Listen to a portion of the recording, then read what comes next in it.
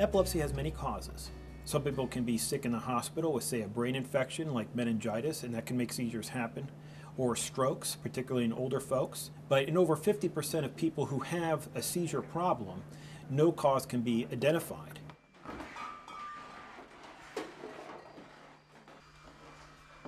I met my husband when I was 18 years old. And the first thing I told him when he asked me out was, I have epilepsy.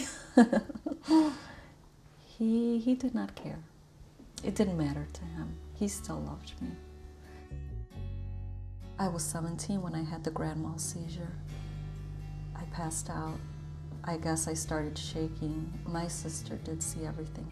And all of a sudden you just fell. So I was very glad that I was close to you so I could hold you, and you start shaking and stretching. I was crying. I was saying, help, help me, somebody help me.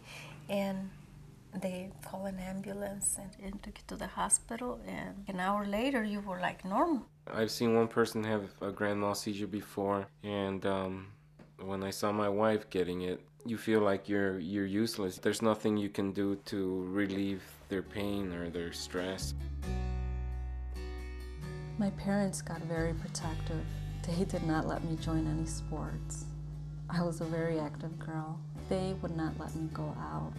I think I lost a great part of my life. Look at how old were you here? This was your first party here in this house. You were 3. The Mexican heritage, we normally have a lot of children. I was married for 5 years and still not pregnant. That became an issue. There was family members around. They started questioning me, when are we going to have our first child, and so forth.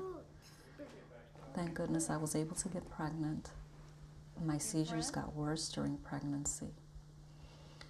After I had my son, I got even worse. I would get the seizures on a daily basis. Due to those seizures, I had to be watched 24 hours a day. I had no privacy. I could not carry my child. I couldn't live like that.